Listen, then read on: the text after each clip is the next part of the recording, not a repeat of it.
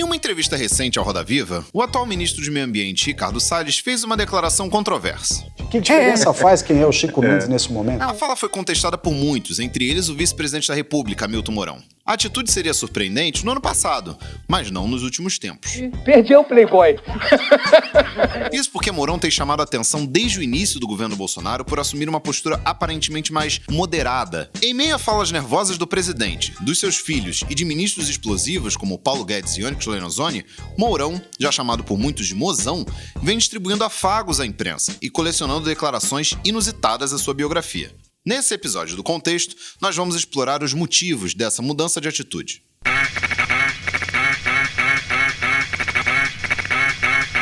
Antes de falar sobre o Mourão moderado, é importante lembrar do seu histórico e de como ele chegou à vice-presidência da República. Nas Forças Armadas, Mourão tem um currículo até superior ao de Bolsonaro, mas ele só ganhou notoriedade política de fato em 2015. Nesse ano, ele foi exonerado do Comando Militar Sul pelo general Vilas Boas, após fazer críticas abertas ao governo Dilma Rousseff. Mourão então foi transferido para a Secretaria de Economia e Finanças do Exército, lá em Brasília. A partir daquela época, ele passou a assumir publicamente um comportamento linha dura, semelhante ao do então deputado Jair Bolsonaro. Uma situação ocorrida em 2017 mostra bem isso. Durante uma palestra promovida pela maçonaria em um momento conturbado do governo Temer, o general defendeu a intervenção das Forças Armadas, caso as instituições não resolvessem o imbróglio político que vinha se desenrolando. Ou as instituições solucionam o problema político, ou então nós teremos que impor isso. A fala controversa rendeu muitas cobranças por uma nova punição a Mourão, mas Vilas Boas preferiu resolver a questão internamente, acelerando a sua aposentadoria. E não ficou por aí. Assim como Bolsonaro, Mourão fez diversas declarações nesse período em defesa ao torturador Coronel Brilhante Ustra, chefe do DOI-CODE durante a ditadura militar. Mas como Mourão foi escolhido para integrar a chapa de Bolsonaro? Muito tem a ver justamente com esse comportamento meio durão adotado por ele. Após negociações frustradas com Janaína Pascoal e o príncipe Luiz Felipe de Orleans e Bragança, Bolsonaro resolveu ir atrás de um vice faca na caveira, como definiu seu filho Eduardo. General Heleno foi o primeiro cogitado, mas seu partido, o PRP, preferiu não apoiar a candidatura. A segunda opção foi Mourão, que aceitou prontamente. As declarações polêmicas de Mourão continuaram durante a campanha. Ele chegou a chamar o 13º de jabuticaba brasileira em uma reunião com investidores, cogitou a possibilidade de fazer uma nova Constituição sem a participação do povo e, bem, disse isso aqui. O próprio presidente da República, ele é o comandante em chefe das Forças Armadas, ele pode decidir isso, ele pode decidir empregar as Forças Armadas. Aí você pode dizer, mas tem regras, é só o Congresso Nacional. É um autogolpe. É um autogolpe, você pode dizer isso. E na mesma entrevista, voltou a defender o Coronel Brilhante Ustra. Então o seu herói matou pessoas. Heróis matam. O fato é que nesse 2019, ao assumir o posto de vice-presidente da República, o comportamento de Mourão vem mudando bruscamente. Eu só queria dizer o seguinte, extrema satisfação que o Flamengo venceu ontem e o Botafogo perdeu. Mas por quê? Os motivos são vários.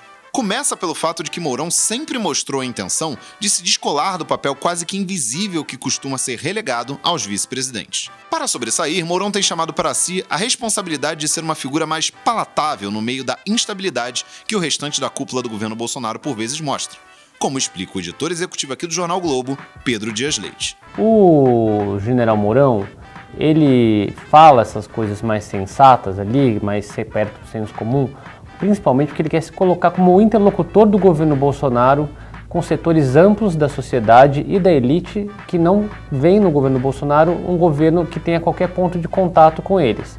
Ele quer o quê? O embaixador que não entende a política externa do governo, que vá procurá-lo.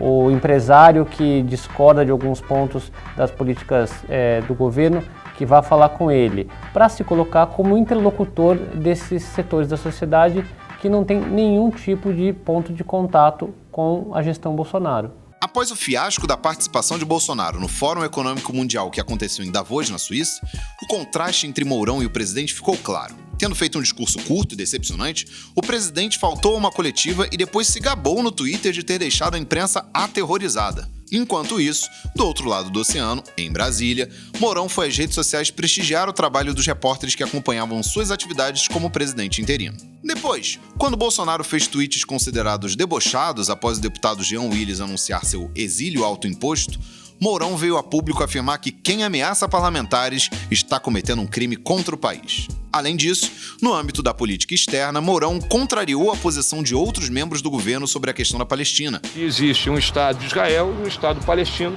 conforme nós reconhecemos desde 1947. Por fim, o vice também lançou dúvidas sobre o decreto de armas e disse que aborto era uma opção da mulher, o que lhe rendeu o apelido de General Mozão entre alguns setores da esquerda. Mas essa diferença entre o discurso de Mourão e o de Bolsonaro não vem agradando a todo mundo, que o diga Olavo de Carvalho. Está cercado de generais que, quando são entrevistados por repórteres, se sentem assim, maravilhados. E essa é a cara do Mourão quando aparece na televisão. Por um lado, a guinada moderada parece adequada à postura desejada pela cúpula militarista do governo, liderada pelo general Augusto Heleno. No entanto, os filhos de Bolsonaro, especialmente Carlos e Eduardo, têm demonstrado desavenças com o vice. Em entrevista, Eduardo chegou a negar fazer comentários sobre Mourão quando perguntado. Já era um descompasso, deputado, ele falar... Ele está falando pelo governo? Já Carlos, em um tweet misterioso, afirmou que a morte do seu pai interessava não só aos inimigos, mas a quem estava muito perto. As atitudes recentes de Carlos, aliás, vêm explicitando ainda mais a disparidade entre as posturas dos filhos e dos generais do governo. Durante a confusão envolvendo o ex-ministro Bibiano, isso foi claro.